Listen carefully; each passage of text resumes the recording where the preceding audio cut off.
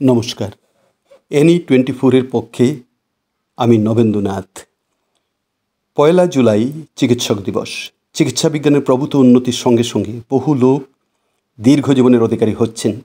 এমনি এক অনন্য সাধারণ ব্যক্তিত্ব উদারবনবাসী নিহারকণা দেব, যিনি ক্যান্সার রোগের কালো থাবা থেকে সুচিকিৎসার দৌলতে দীর্ঘ ২২ বছরের সুস্থ দেহে বেঁচে ছিলেন।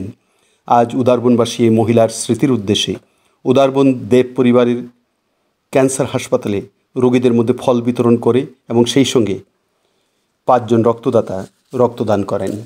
প্রয়াতা নিহারকণা দেব ছিলেন প্রকৃত অর্থে একজন সমাজসেবী, শিক্ষা এবং সংস্কৃতি অনুরাগী, পরোপকারী, মানবদরদী মানুষ। ১৯৪২ সালে তার জন্ম। ছোটবেলা থেকেই নানা ঘাত প্রতিঘাতের মধ্য দিয়ে তাকে বড় হতে হয়েছে। ছোটবেলাতে তিনি হারিয়েছেন তার বাবা ও মাকে। তার অগ্রজ ভ্রাতা কৃপাময় দেব একজন তার বিভাগের কর্মী ছিলেন। প্রথম জীবনে তার কাছেই তাঁর বেড়ে ওঠা হলেও একসময় তিনি নিজেই নিজের পড়াশোনার খরচ চালিয়ে বড় হতে থাকেন। এর মধ্যে তিনি প্রবেশিকা পরীক্ষা পাশ করার পর প্রি ইউনিভার্সিটিতে ভর্তি হন। কলেজে পড়াকালীন সময়ে তিনি সরকারি চাকরিতে যোগদান করেন।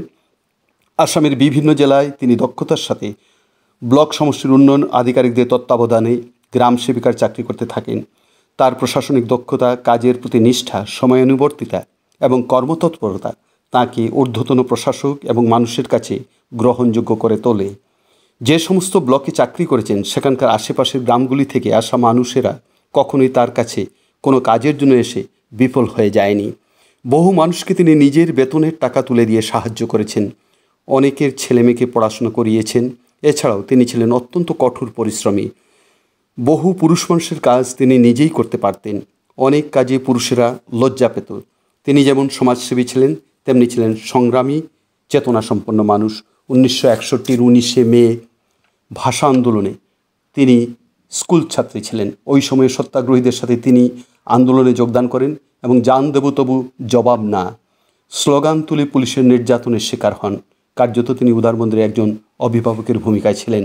স্বামী স্বরূপানন্দ পরমহংস দেবের উদারবন্দ অখণ্ড মণ্ডলীর সহ সভাপতি হিসেবেও তিনি দীর্ঘদিন কাজ করে গেছেন।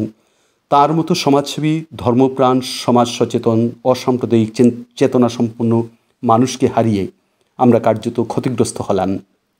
তার বিধি আত্মার চিরশান্তি কামনা করে আজ যারা রক্তদান করলেন তাদের মধ্যে ছিলেন দেবাশিস চন্দ্র, নবেন্দ্রনাথ, কাজল দেব, অনুপ সেন, রাজেশ রায়। প্রায় ১০০ ক্যান্সার রোগীদের মধ্যে ফল বিতরণ করেন দেব পরিবারের সদস্যবৃন্দ। ধন্যবাদ।